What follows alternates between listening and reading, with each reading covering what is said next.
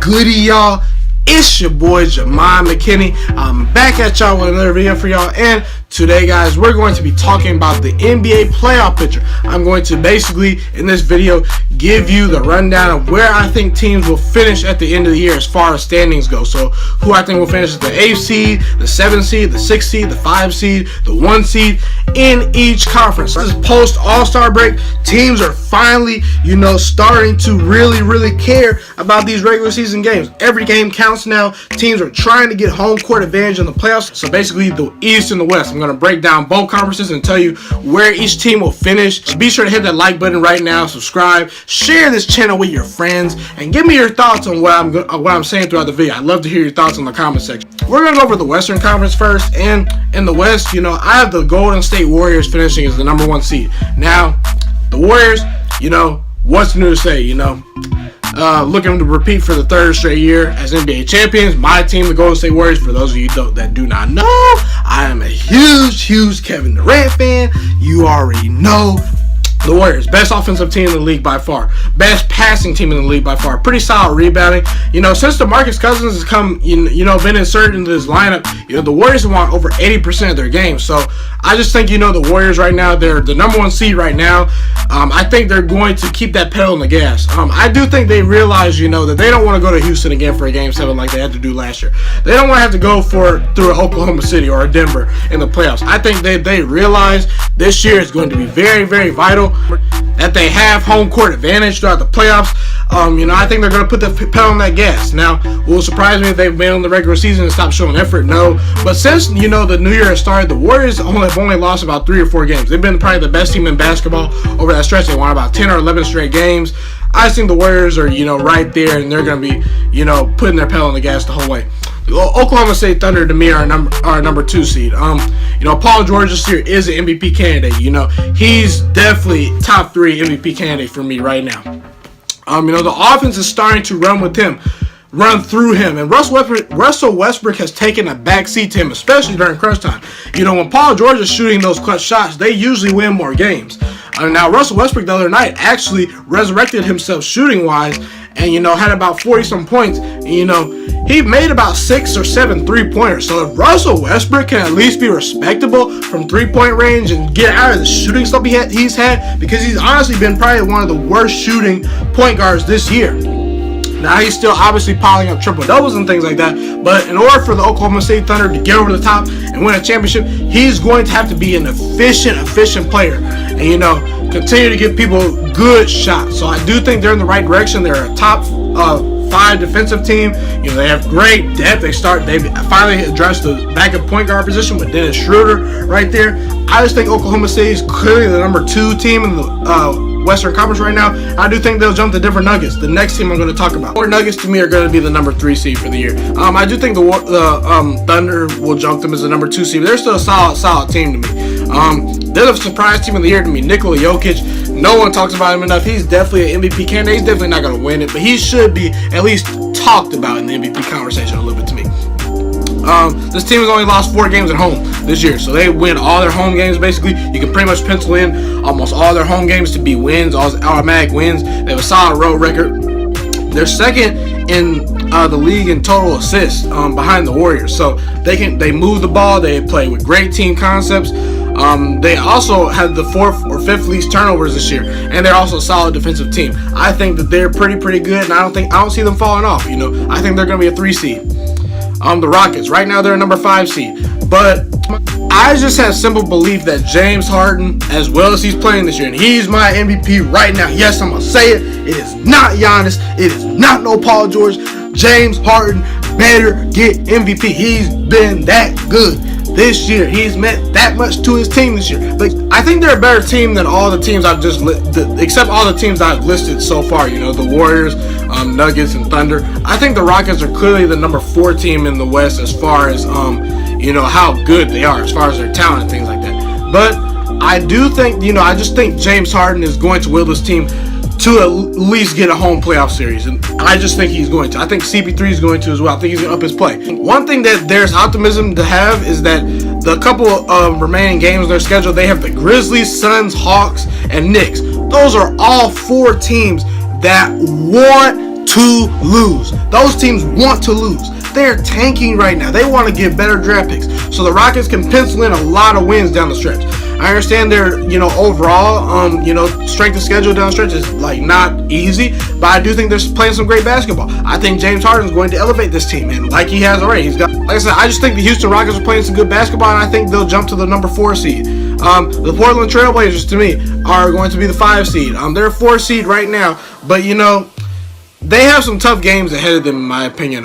They will face the Raptors, the Celtics, the Thunder, Clippers, Pacers, Spurs, Nuggets, Pistons, and Lakers. All those teams are on the Portland Trailblazers schedule down the stretch. Those are all playoff caliber teams, and teams that mainly probably will be in the playoffs. So I do have cause for concern for Portland, and I do think that they will lose a couple of those games. And as a result, I think Houston, I think Oklahoma City, I think all those good teams will take advantage of that. And I think they'll just drop off a little bit. They won't drop off a whole lot. Damian Lillard is balling this year. CJ McCollum balling as well. They're just a mile of consistency. I just think that Portland, because of that schedule, they're going to drop a little bit, but they're still a pretty solid team. They're always a solid team in the regular season. They will get in as the number 5 seed. That's just my prediction. The Utah Jazz. Won't be surprised if they jump higher than the 6th seed, honestly, in the Western Conference. I just really won't. Because they have the easiest remaining schedule out of any NBA team in the league. They have the easiest. They have the easiest path based on, winning records from the teams that they will face. So there is no moving down in the standings for them. That team, pretty much the same team from last year, and this team won a playoff series, versus the Oklahoma City Thunder. They beat Paul George and Russell Westbrook. And will I pick them to do that this year? No. But they're a very, very good team. Rudy Gobert is one of the 4 most underrated players in the league. Donovan Mitchell is one of the players you should invest in, in the future. This is a great defensive team too in the Jazz. They block shots, they take care of the basketball. And at Christmas break, during the Christmas game, they were at below 500. At Christmas, they were below 500, but they've since risen above. They're a second half team. They're going to continue to roll, in my opinion. San Antonio Spurs will finish as a 7th seed. Once again, I think they're penciled in.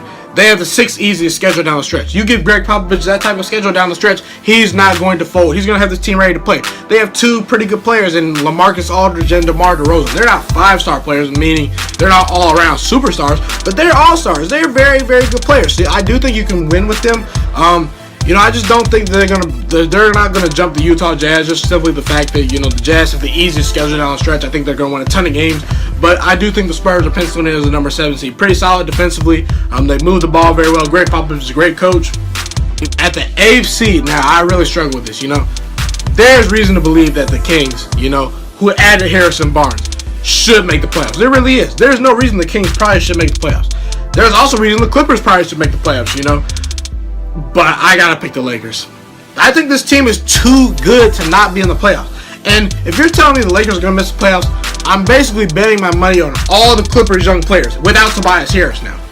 I'm basically betting my money on Marvin Bagley. I'm betting my money on De'Aaron Fox. I'm betting my money on Harrison Barnes. I'm betting my money on Justin Jackson. I think those are all good players. I love the Kings. Love what they're doing. Love their future. De'Aaron Fox is one of my 5-6 favorite players in the league right now.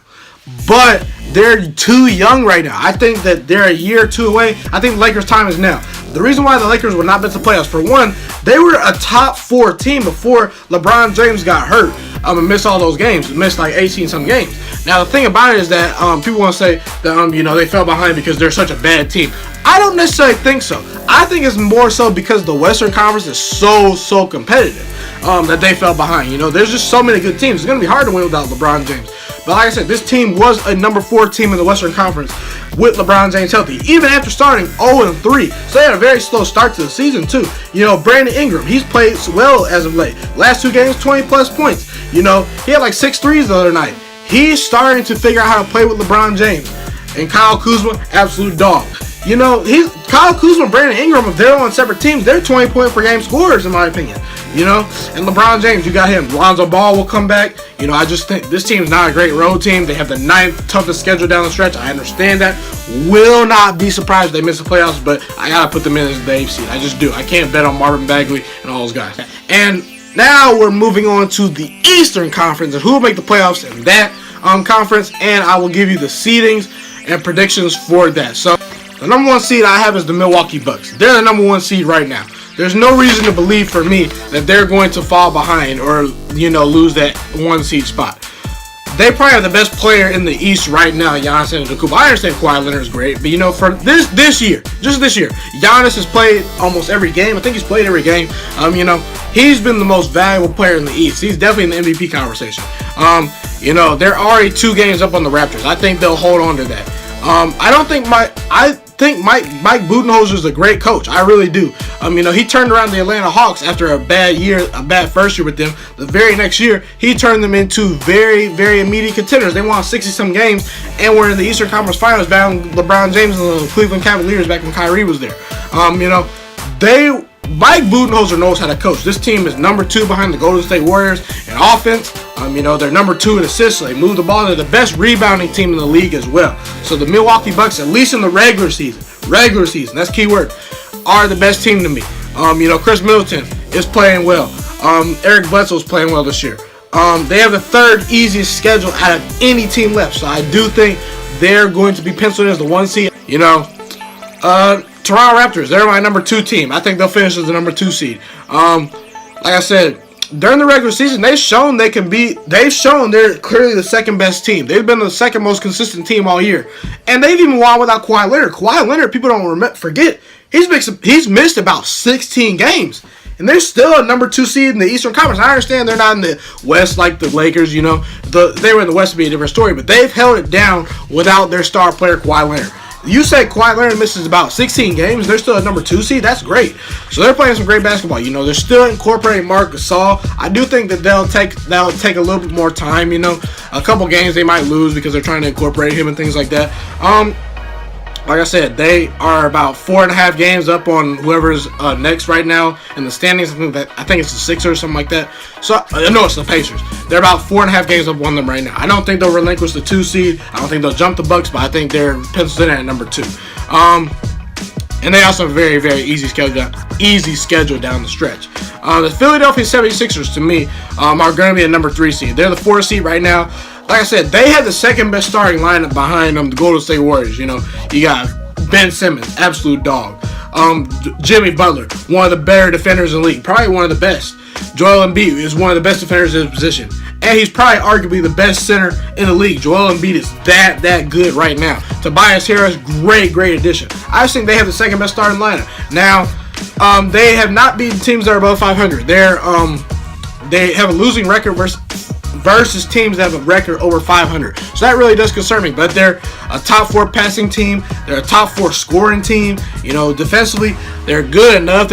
I just think that they won't move past the Toronto Raptors because they're about 4 or 5 games out right now. But they're going to be penciled in at number 3 seed to me. They're very, very good. Celtics, they're going to be a 4 seed for me. Now, they're number 5 seed right now. I think they'll jump up 1 spot. You know, they have just been very, very inconsistent this year. Now they have been consistent on defense. They are still a top 3 defensive team, which is great. But they're not even a top 10 scoring team with all those great options they have. You know, you look at the Celtics roster. There's probably not 5 rosters more talented than the Celtics easily. I mean, they just underachieved a lot this year. A lot of people thought they would be the clear-cut favorite to come out of the East. They have not done that this year. They've lost to teams they should not lose to. They've not been consistent. They've not really gotten on a huge roll. They haven't really gotten on a streak where they won, 10 straight games, 9 out of 10, 11 out of 14, something like that. They have not done that this whole year. But I do think they're still a very good team. I think Brad Stevens is a good coach. They're still trying to figure out what to do with Gordon Hayward. But, I mean, Kyrie Irving, he's the best closer in the league. He's the most clutch player in the league right now, in my opinion. They're still a top 3 defensive team, and there's just too much talent on this team for me not to include them as a top 4 seed. And plus, they're up by about 6 or 7 games, on the on whatever seed is behind them right now. You know, they have the 10th hardest schedule remaining, but I do think the Celtics will have a home court playoff series hosted in Boston. The Indiana Pacers, to me, who are a number 3 seed right now, they're going to be a number 5 seed at the end of the year. I think Victor Oladipo being out is going to really limit them down the stretch. It just really will, I think. They also do not have a winning record versus teams above 500. That's really bothering me. They will not go down any further than the 5 seed, but offensively, they are just very, very limited without him. And teams coming down the stretch, you know, they're going to be gunning for them, and they can't score enough points, in my opinion. I just think the Victor Oladipo being lost is going to hurt them down the stretch. I think the Philadelphia 76ers are a better team. I think the Boston Celtics are a better team. And, you know, I just think the Pacers will take a little bit of a step back with Oladipo being hurt because the offense runs through him. And, you know, they really don't have very many other playmakers, but they're a great defensive team. They play well together. They're going to be a 5 seed. Brooklyn Nets, to me, right now are 6 seed. They're 8 games out of the 5 seed, so they're not going to move up any.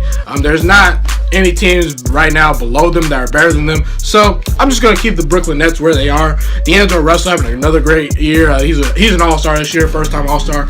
He's playing really well since the Lakers traded him, which I'm very happy for. So they have a go-to scorer they can lean toward in the playoffs. So that's good for them. The Detroit Pistons. They're at 8th seed right now, but I do think they'll jump to a number 7 seed.